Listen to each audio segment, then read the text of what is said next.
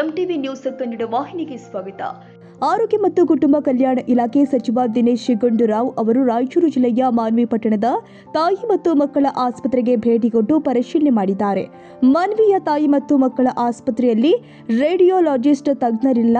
ಬಡ ಮತ್ತು ಕೂಲಿ ಕಾರ್ಮಿಕ ಗರ್ಭಿಣಿ ಮಹಿಳೆಯರಿಗೆ ತುಂಬಾ ತೊಂದರೆಯಾಗಿದೆ ಎಂದು ಮಾಧ್ಯಮದವರ ಪ್ರಶ್ನೆಗೆ ಸಚಿವರು ಉತ್ತರಿಸಿ, ಈ ಬಗ್ಗೆ ನಮಗೆ ಮಾಹಿತಿ ಇದ್ದು ನೇಮಕಾತಿ ಪ್ರಕ್ರಿಯೆ ನಡೆದಿದೆ ಎಂದಿದ್ದಾರೆ. ಸಚಿವ ದಿನೇಶ್ ಗುಂಡೂರಾವ್ ಅವರು ತಾಯಿ ಮತ್ತು ಮಕ್ಕಳ ಆಸ್ಪತ್ರೆಯ ಸಿಬ್ಬಂದಿಗಳೊಂದಿಗೆ ಸಭೆ ನಡೆಸಿ ಸಿಬ್ಬಂದಿಗಳ ಮಾಹಿತಿ ಪಡೆದಿದ್ದಾರೆ. ಆಸ್ಪತ್ರೆಯ ಸಿಬ್ಬಂದಿಗಳಿಗೆ ಸೂಚಿಸಿ ಉತ್ತಮವಾಗಿ ಕೆಲಸ ಮಾಡಿ ಎಂದು ಸೂಚಿಸಿದ್ದಾರೆ. ಮಾನವೀಯ ತಾಯಿ ಮಕ್ಕಳ ಆಸ್ಪತ್ರೆ ಕಳೆದ 3 ತಿಂಗಳಿಂದ ಇಲ್ಲಿ ಸುಧಾರಣೆಗಳು ಕೂಡ ಆಗಿದೆ. ಇಲ್ಲಿ ತಜ್ಞರು, ಆಮೇಲೆ ಮಕ್ಕಳ ತಜ್ಞರು, ಒಬ್ಬರು ಅನೆಸ್ಥೆಸಿಸ್ಟು ಇದ್ದಾರೆ. ರೇಡಿಯೋಲಜಿಸ್ಟ್ ಒಬ್ಬರಿಲ್ಲ. ರೇಡಿಯೋಲಜಿಸ್ಟ್ ಕೊಡಿಸೋದು ಕೂಡ ನಾನು ಹೇಳಿದ್ದೀನಿ. ಅದನ್ನು ನಮ್ಮ DC ಅವ್ರಿಗೆ ಹೇಳಿದ್ದೀನಿ, ನೀವು ಕಾಂಟ್ರಾಕ್ಟ್ ಮೇಲೆ ತೊಗೊಳೋದಕ್ಕೆ ಕ್ರಮ ತಗೊಳ್ಳಿ ಅಂತ. ಅದಕ್ಕೆ ನಾವು ಇನ್ನು ಸ್ವಲ್ಪ ಹೆಚ್ಚು ಅವರಿಗೆ ಬಹುಶಃ ವೇತನ ಸ್ವಲ್ಪ ಅವ್ರಿಗೆ ಈ ಕಾಂಟ್ರಾಕ್ಟ್ ಕಮ್ಮಿ ಆಗ್ತಾ ಉಂಟು. ಅದ್ರ ಬಗ್ಗೆ ಕೂಡ ನಾವು ಪುನರ್ ಪರಿಶೀಲನೆ ಮಾಡ್ತಾ ಇದ್ದೀವಿ.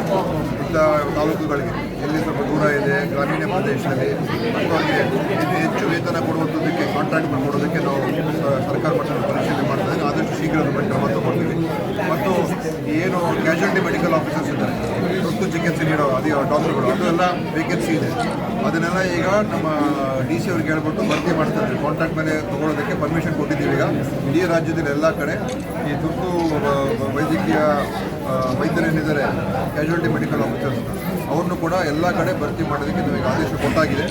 ಅವ್ರು ಬಂದರೆ ಅವಾಗೇನಾಗ್ತದೆ, ತಾಲೂಕು ಆಸ್ಪತ್ರೆಗಳಲ್ಲಿ ಭಾಳಷ್ಟು ಅನುಕೂಲ ಆಗ್ತದೆ. ಸಮುದಾಯ ಆರೋಗ್ಯ ಕೇಂದ್ರ, ತಾಲೂಕು ಆಸ್ಪತ್ರೆ, ಜಿಲ್ಲಾ ಆಸ್ಪತ್ರೆ. ಅವಾಗ ಈ ತಜ್ಞ ವೈದ್ಯರಿಗೆ ಕೆಲಸ ಮಾಡೋದು ಒತ್ತಡ ಕಮ್ಮಿ ಆಗ್ತದೆ. ಸೊ ಇಲ್ಲಿ ಹೆರಿಗೆಗಳು ಹೆಚ್ಚಾಗ್ತಾ ಉಂಟು. ಈಗ 100 ಮೇಲೆ ಆಗ್ತಾ ಇದೆ. ಮತ್ತು ಈಗ ಸಿಸೇರಿಯನ್ ಹೆರಿಗೆಗಳು ಕೂಡ ಈಗ ಇಲ್ಲಿ ಮಾನ್ವಿ ಆಸ್ಪತ್ರೆಯಲ್ಲಿ ಕಳೆದ 3 ತಿಂಗಳಿಂದ ಪ್ರತಿ ತಿಂಗಳು 15-20 ಮಾಡ್ತಾ ಇದೆ. ಸರ್, ಏನಂತಂದರೆ ರೇಡಿಯೋಲಜಿಸ್ಟ್ ಇಲ್ಲದ ಕಾರಣಕ್ಕಾಗಿ ಅಮಾಯಕ ಮತ್ತು ನಿರ್ಗತಿಕ ಕೂಲಿ ಕಾರ್ಮಿಕರು ಒಂದು ರೀತಿ ದೊಡ್ಡ ತೊಂದರೆ ಆಗಿದೆ. ಯಾಕಂದ್ರೆ ಶ್ರೀಮಂತರು ಖಾಸಗಿ ಆಸ್ಪತ್ರೆಗೆ ಅವಲಂಬನೆ ಆಗ್ತದೆ. ನೋಡಿ, ಈಗಾಗಲೇ ಹೇಳಿದ್ರಲ್ಲ, ರೇಡಿಯೋಲಜಿಸ್ಟ್ ತಗೊಳ್ಳೋದಕ್ಕೆ ನಾವು ಹೇಳಿದ್ದೀವಿ. ಕಾಂಟ್ರಾಕ್ಟ್ ತಗೊಳ್ಳೋಕೆ ಕರೆದಿದ್ದಾರೆ, ಬಂದಿಲ್ಲ ಇಲ್ಲಿಗೆ.